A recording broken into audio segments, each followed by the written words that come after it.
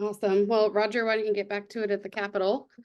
And we will have Nollie and Susan from Fahlgren Mortine take it away and give you some updates on the projects we've been working on.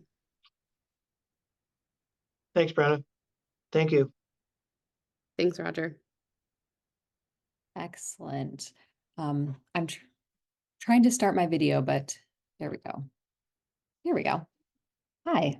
Hello all. It's nice to see you. I'm going to share my screen right now. There we go. Can everybody see that? Excellent.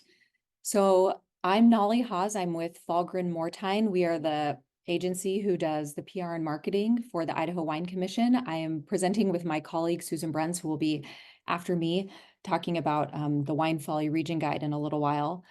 This is our 8th year working with the Idaho Wine Commission, and we are really proud of the work we do and excited to work with this team. We competed for a national RFP this past fall and won this work again. So I wanted to share with you some of the things we've been working over the past year. And then we'll talk about our team, the way that we are funded and what that does. I wanted to give you a brief overall. We're going to wonk out a teeny tiny bit for 10 seconds on communications and the PESO model of integrated communications and how that works and what we do with that. And then also the projects that we're working on, again, that we've worked on in the past and that we'll be working on moving forward. So this is our team. We kind of joke that this is our Brady Bunch picture that we have. You can see the Idaho Wines team in the middle right here. And then there are 7 or 8 of us who then work on all these projects together to help build that awareness for Idaho wines and do all the different things that we do, from social media to media relations to advertising, all the different aspects of it. So overall, the PESO model of communications. So what that is PESO stands for paid, earned, shared, and owned. And we have our fingers in all of those different parts of it. So paid media, what that is it's the social media ads, it's the boosted content that we do to help build that awareness and bring it to greater audiences. When we put paid dollars behind it, we can just increase that reach. Earned media is what you often think about as traditional media relations, where we're building relationships with journalists and bringing them into town and hosting them and having them experience Idaho wines with the goal of them writing about it. The shared media, it's social media that we create, our strategy behind that. And then also the community building with user-generated content or giveaways that we do, that then people interact with Idaho wines. And then owned media, that's the emails that we create that then get sent out to the consumer email list. And also it's the website that we helped create, we own that. It's also the blog content that we write that then lives on the Idaho Wines website that then people can use to learn about Idaho wines. And then it helps establish Idaho wines as the authority and an authentic, trusted source to come to learn about that. Oops, here we go. Sorry, next. Oops.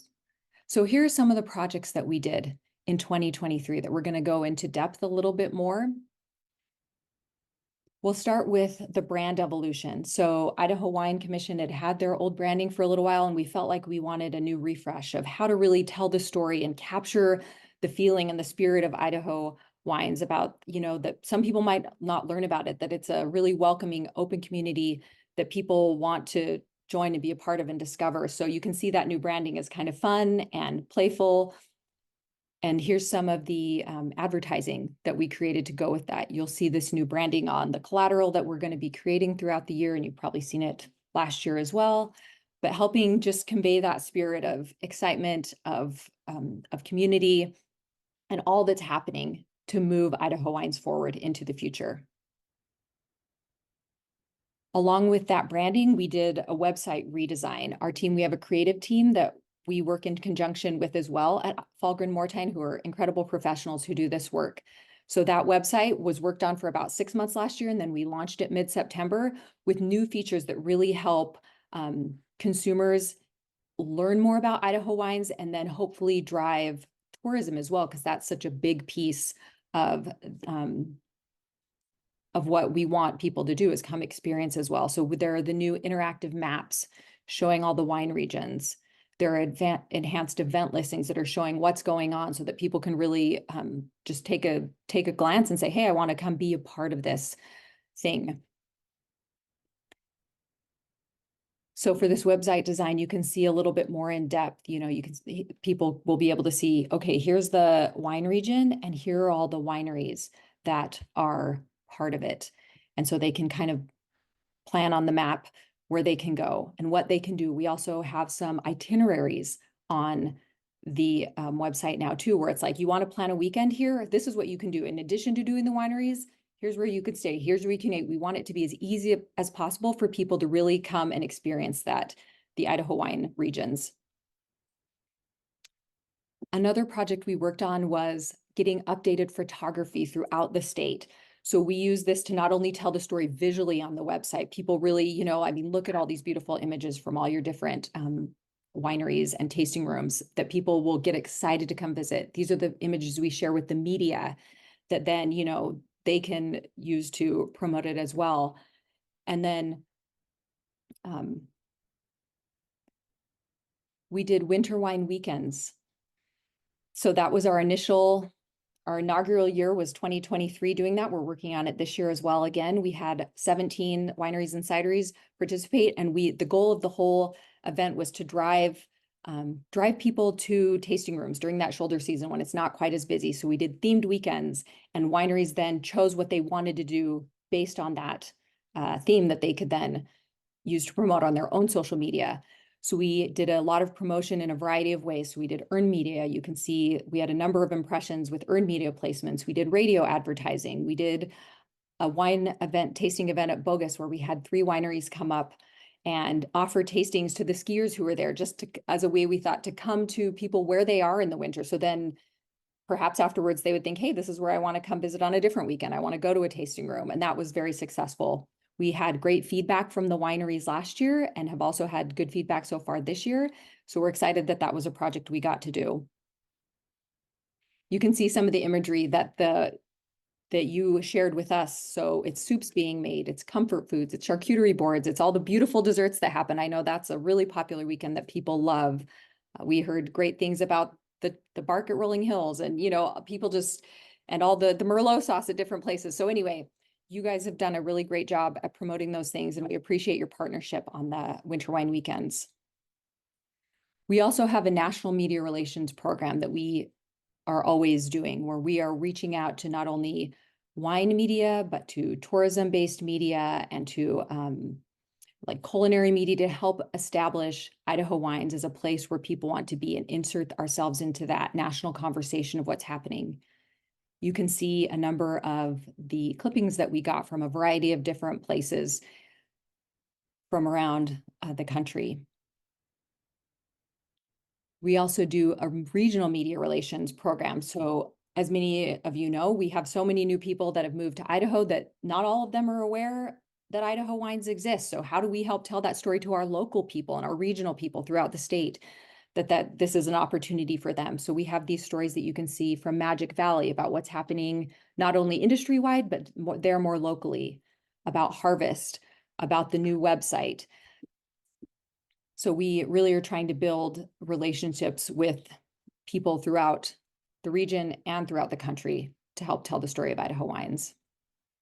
We did a virtual media mission last year as well. So not every journalist has time to come, or some people weren't traveling quite as much because of the lingering effects of the pandemic. So we did one where we had 8 participating winemakers. We sent wine to the different journalists, the 10 media that we had participating. And then we did over Zoom a guided tasting. The winemakers got to share their own stories and what's happening and build excitement there.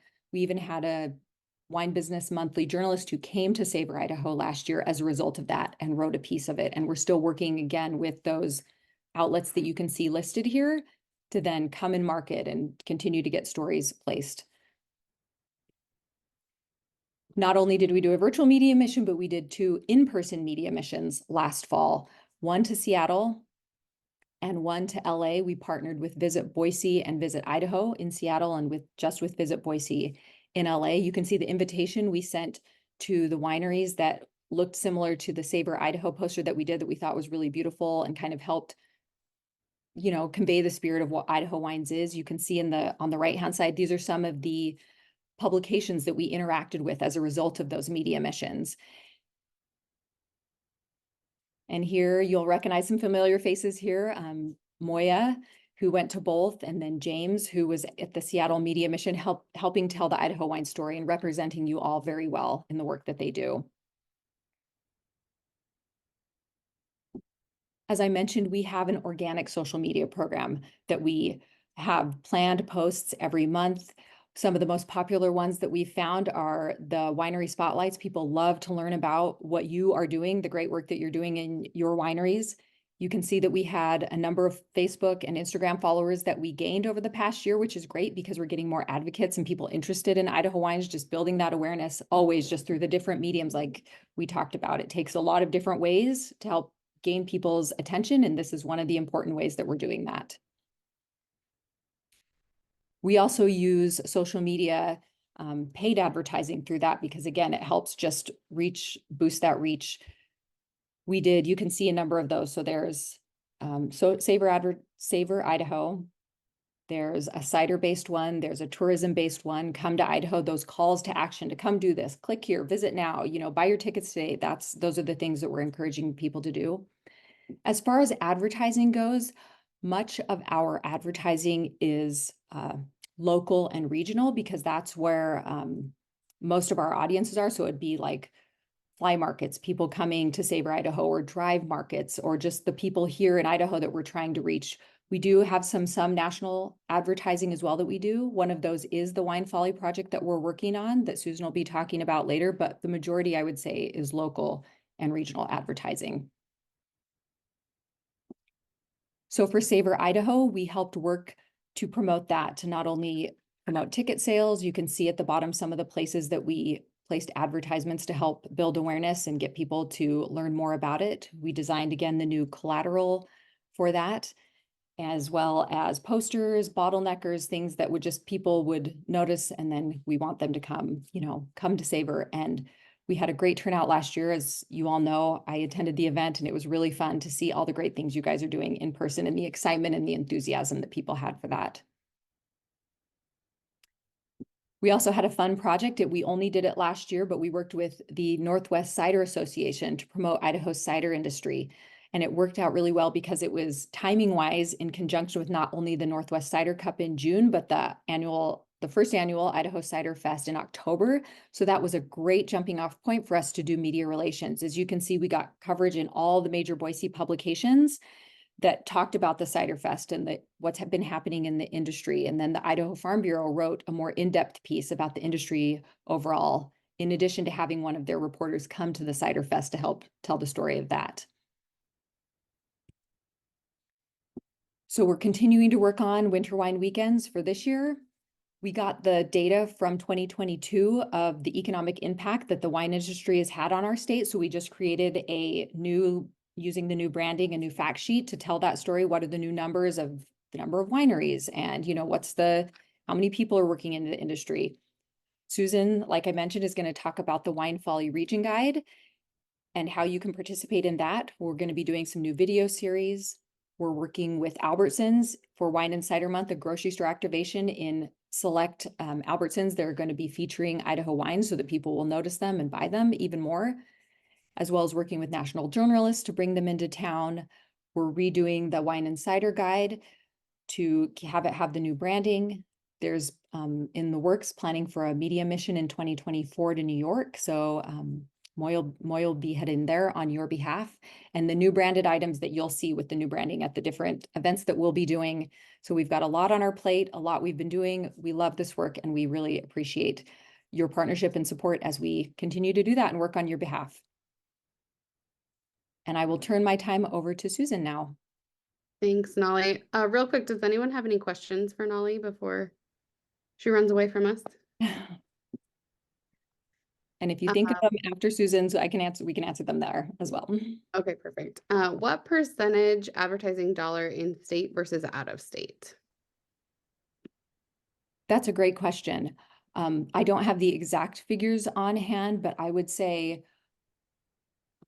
we would split it more into local and regional. So like, we would say probably about 2/3, 3/4 to 2/3 is local and regional advertising versus about 1/4 is national advertising. Thank you. And then can you post or send the last slide of current and upcoming projects? Yes, we can, Lauren.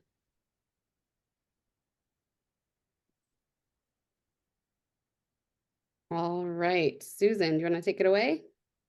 You bet. Okay.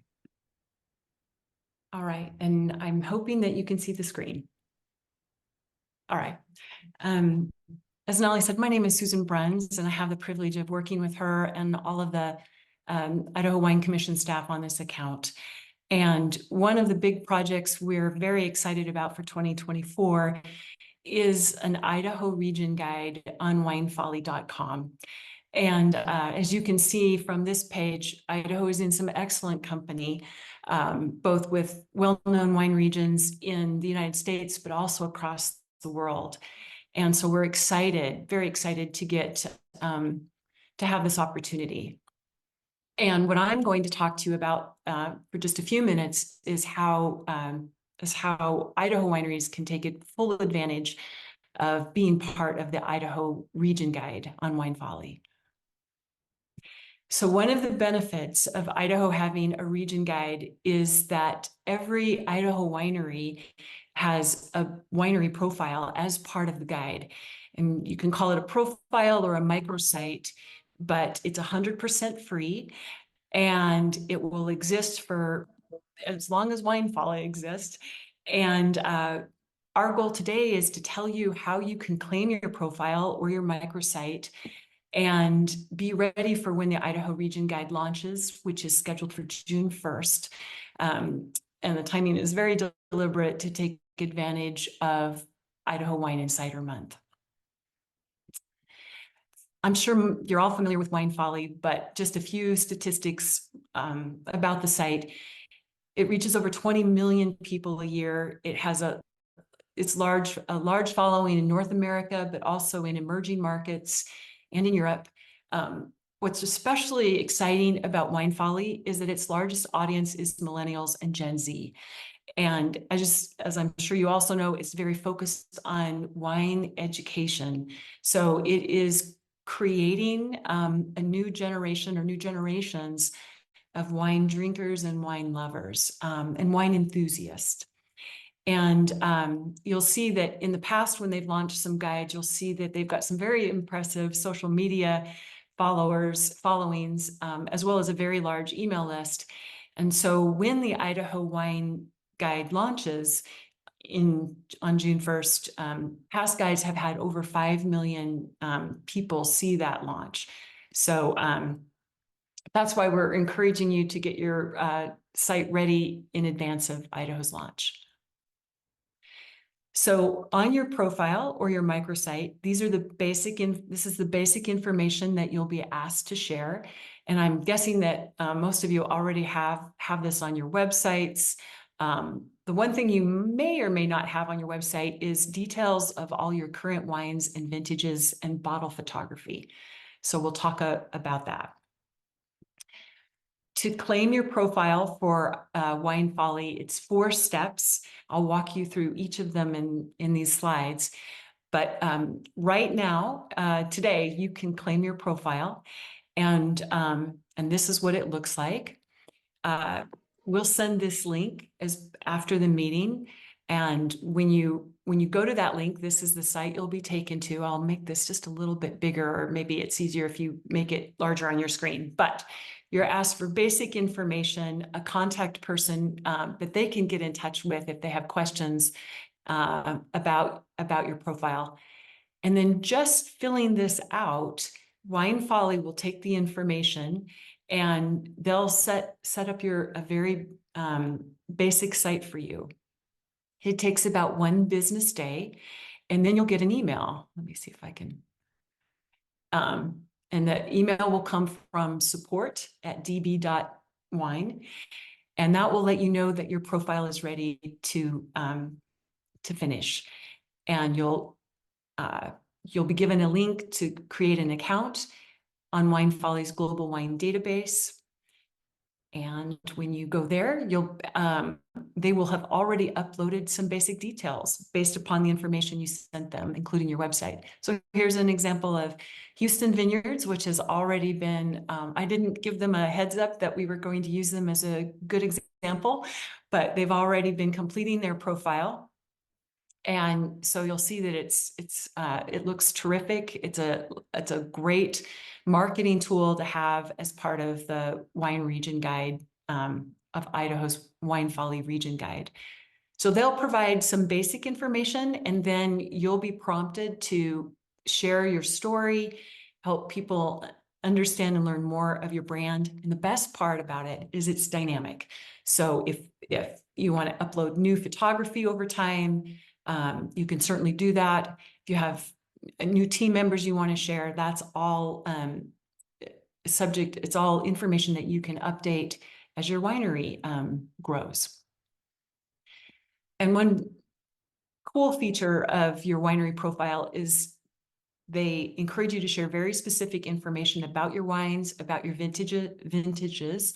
So you'll not only be prompted to provide tasting notes and information about the vintage, but you'll be encouraged to add actual photography of your bottles.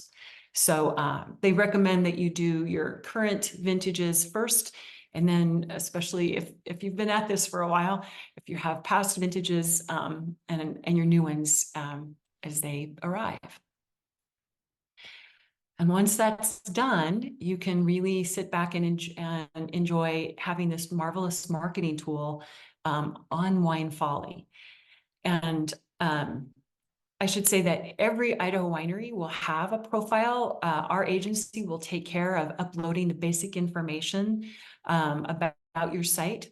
But by claiming your profile, you will be prioritized when people search for Idaho wines. You'll be given a badge, and you rank higher in the sort. So it is important that you go ahead and take a few moments, and they've made it super easy for you to create this great microsite. And then, of course, when the Idaho Region Guide launches on June 1st, you'll get to benefit from the tremendous following that Wine Folly has. So any questions regarding this opportunity with Wine Folly? Yes, Susan, we have a couple that popped into the Q&A.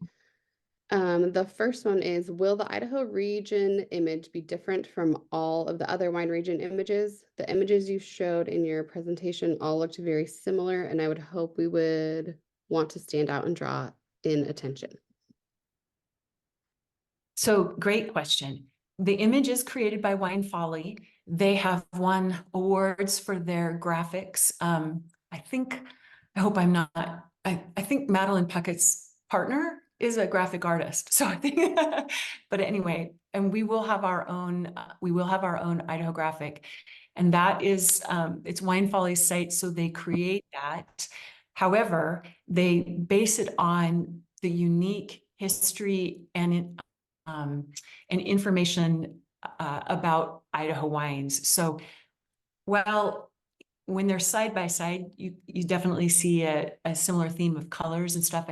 When you actually look at the different badges for each region, you do see what makes some of those regions unique. So we can certainly ask that it be, and I know that that's their intent, to make it as unique as possible, but that is under their purview. Wonderful. And then the second question is, do you have data on how Wine Folly views translate into customer visits, online purchases, and wine club memberships, specifically for Walla Walla or Willamette Valley regions? I do not have that information, but it does bring up a great point. One of the options Idaho wineries will have is that you can buy a pro account as part of the Wine Folly global wine database. And a pro account costs $400 a year. And with a pro account, you can sell directly to consumers from the Wine Folly database. That's my understanding. So back to the question, so they wouldn't have information on sales for the basic profile or the microsite that's free, and they would have it then for those wineries that have a pro account. And I'd be surprised if they shared that, but I will definitely ask and see what information they have, because they must have some sales tools for saying why this benefits wineries. So I'll follow up on that. Wonderful. Thank you, Susan. And then how does this Idaho region differentiate itself from the USP? USP. I'm not sure what's meant by USP. Me either. Whoever asked this question, can you let us know what USP is?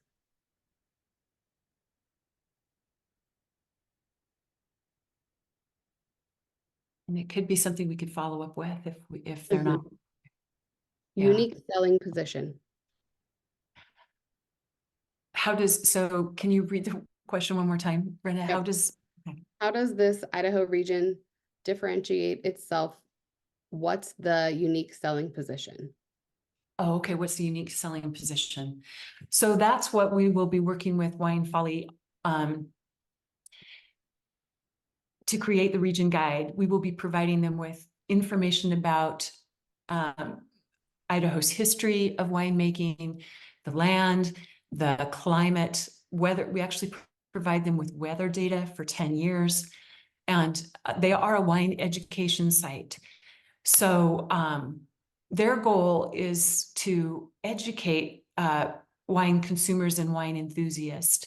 And so it's not necessarily that their goal is to sell wine, but we know that people buy wine based upon their how their understanding of the region or their interest is sparked based upon what they know about a particular wine region and the quality of its wines. And you've seen in Nollie's presentation the tremendous work that's been done in recent years to establish Idaho wines as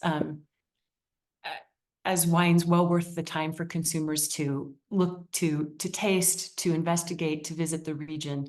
So by being part of Wine Folly, Idaho now has dramatically expanded the awareness of its brand. So I would say it's more about awareness and knowledge and education than unique selling position.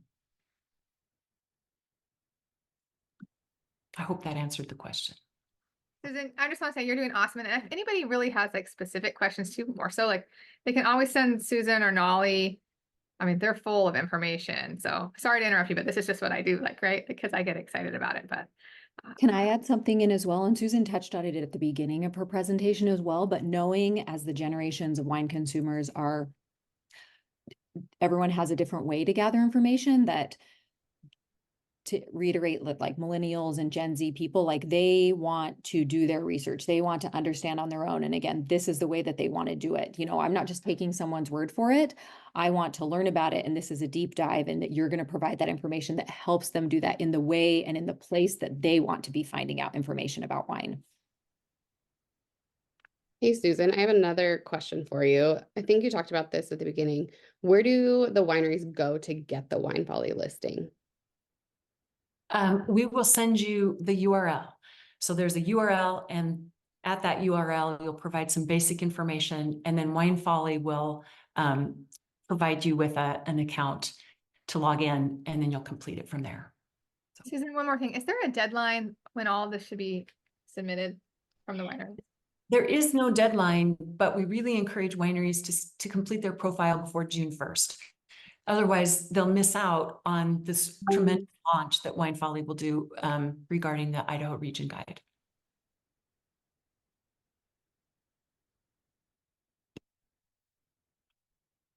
All right. Well, if there's no more questions, I think that concludes my portion of the presentation in Nollie's.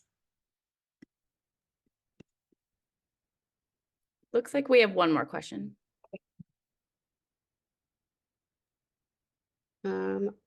I'm looking at winefolly.com and see nothing regarding Idaho wines. Oh, Okay, sorry. And if I didn't make that clear, I'm sorry. Yes, so the wine region, we're working on it right now with them. We have a large amount of information that we'll be sharing with them by March 15th. The guide goes live on June 1st. So that's when you'll see the Idaho Region Guide on wine folly, June 1st, 2024. But it has to be built. They don't want to put something up with no information on it, you guys. Like, so that's like, Right. you have to go in Yeah. and make a profile. It's like, it takes a little effort on the winery's part to put this out together. Right. So when the Idaho Region Guide goes live on June 1st, that's also when every Idaho winery's profile will go live. So And then just a comment from Melissa Cleland. This is huge and exciting. Well done. thank you. Well, appreciate the vision of the Idaho Wine Commission staff.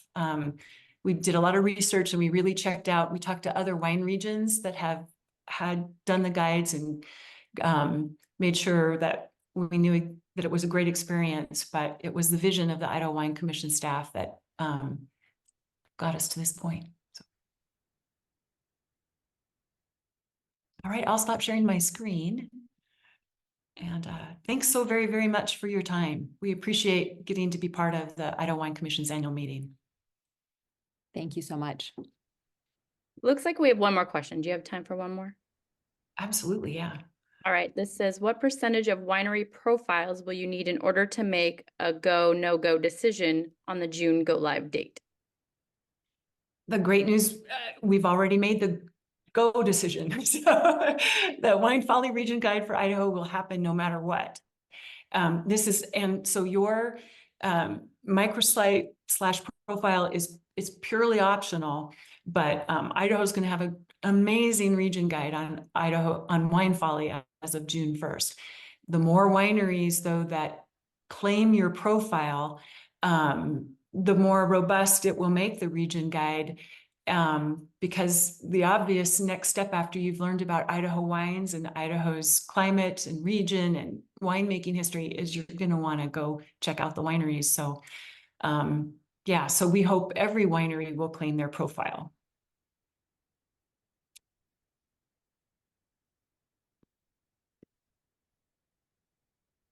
And we could send information like out to them, right, Nollie and Susan, just in emails and things like that. So we can. Yeah, we can actually send those slides if that's easy. Yeah, Okay. totally.